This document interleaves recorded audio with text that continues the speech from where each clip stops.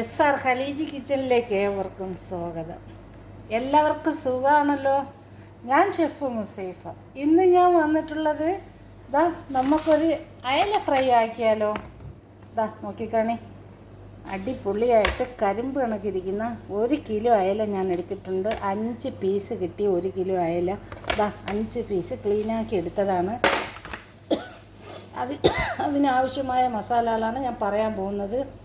1 teaspoon ginger garlic paste എടുത്തിട്ടുണ്ട്. 1/2 teaspoon മഞ്ഞൾപ്പൊടി എടുത്തിട്ടുണ്ട്. 1/2 ടീസ്പൂൺ മുളക് പൊടി എടുത്തിട്ടുണ്ട്. ആവശ്യത്തിന് ഉപ്പെടുത്തിട്ടുണ്ട്. 1/2 ടീസ്പൂൺ കുരുമുളക് പൊടി എടുത്തിട്ടുണ്ട്. 1/2 ടീസ്പൂൺ ഫിഷ് മസാല എടുത്തിട്ടുണ്ട്. 1 ടീസ്പൂൺ മല്ലിപ്പൊടി എടുത്തിട്ടുണ്ട്. ഇതെല്ലാം കൂടെ ഈ ഒരു ബൗളിലോട്ട് നമുക്കൊന്ന് ഇട്ട് കൊടുക്കാം.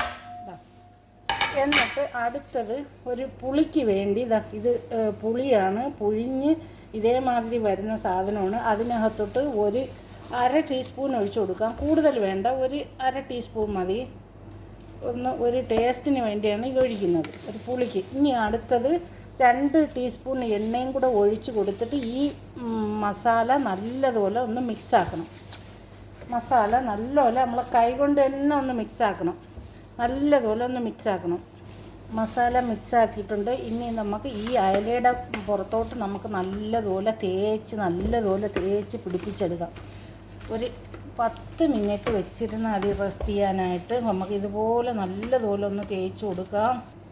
എല്ലാം നല്ലതുപോലെ മസാല തേച്ച് നമുക്ക് റെസ്റ്റ് ചെയ്യാൻ 10 മിനിറ്റ് വയ്ക്കാം. അതിനുശേഷം നമുക്കൊന്ന് ഫ്രൈ ആക്കി എടുക്കാം. നമ്മൾ മസാല ആക്കി വെച്ച മീൻ നമുക്കൊന്ന് ഫ്രൈ ആക്കിയാലോ. ഞാനൊരു ഫ്രൈ പാൻ അടുപ്പിലോട്ട് വെച്ചിട്ടുണ്ട്. അതിനകത്തോട്ട് നമുക്ക് എണ്ണ ഒഴിച്ചു കൊടുക്കാം. കുറച്ച് എണ്ണ ഒഴിക്കാം, ഒരുപാട് എണ്ണ ഒഴിക്കരുത്, മതി. ആവശ്യത്തിന് ചെറിയ നമുക്ക് എണ്ണ കുറച്ചിട്ട് ചെയ്യുന്ന ഒരു സാധനമാണ്. അപ്പോൾ അതിനകത്തോട്ട് ഞാൻ എണ്ണ ഒഴിച്ചു കൊടുത്ത് എണ്ണ ഒന്ന് ചൂടായി വന്നോട്ടെ. ഇവിടെ എണ്ണ ചൂടായി കിട്ടിയിട്ടുണ്ട്. നമുക്ക് ഈ മീൻ അതിനകത്തോട്ട് ഇട്ട് കൊടുക്കാം. ബിസ്മില്ലാ.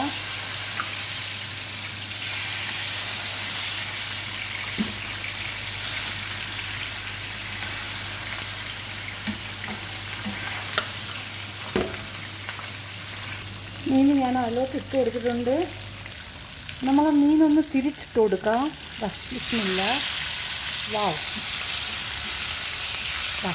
സുഡാനിയായിപ്പോയി കേട്ടോ, സോറി, ഓർമ്മയില്ലാതെ പറഞ്ഞതാണ്, സോറി.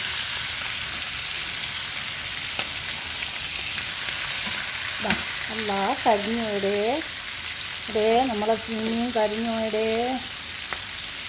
നോക്കടേ, black fish ആയിപ്പോയടേ. വെച്ചിട്ട് വന്നപ്പം ബ്ലാക്ക് ഫിഷ് ആയിപ്പോയടേ. സാരമില്ല, ഓക്കെ, നമുക്ക് കഴിക്കാൻ പറ്റും, കുഴപ്പമില്ല. നമുക്കിന്നൊരു ബ്ലാക്ക് ഫിഷ് ആക്കാം, ഓക്കെ. ഇനി ഇതിൻ്റെ മുകളിലോട്ട്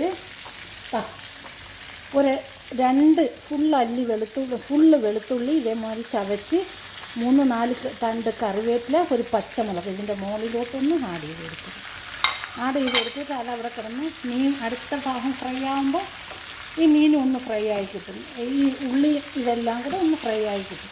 അപ്പം നല്ലൊരു സ്മെല്ലും ഇതെല്ലാം കൂടി വരുമ്പം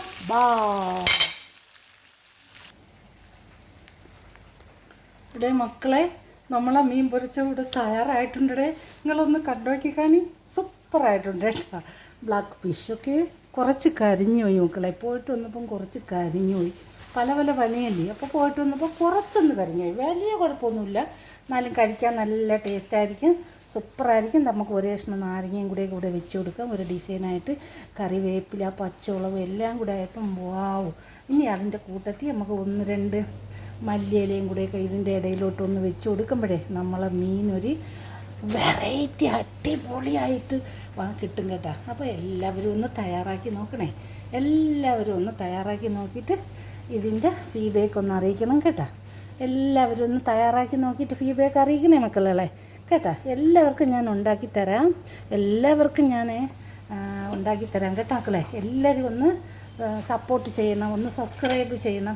ഇത് ഇഷ്ടമായാലും കേട്ടോ ഇതേമാതിരി തന്നെ കൊണ്ടുപോയി മേശപ്പുറത്ത് കൊണ്ട് വെച്ച് കഴിക്കണം. എങ്കിലേ മീൻ കഴിക്കുന്നതിൻ്റെ ഒരു ഫീല് വരുള്ളൂ. അപ്പം ഈ ചൂടോട് കൂടി ഇതേമാതിരി തൂക്കിക്കൊണ്ടുപോയിട്ട് നിങ്ങൾ മേശപ്പുറത്ത് വെച്ചിട്ട് വൈറ്റ് റൈസും കൂട്ടി കഴിക്കണം കേട്ടോ. Thank you for watching.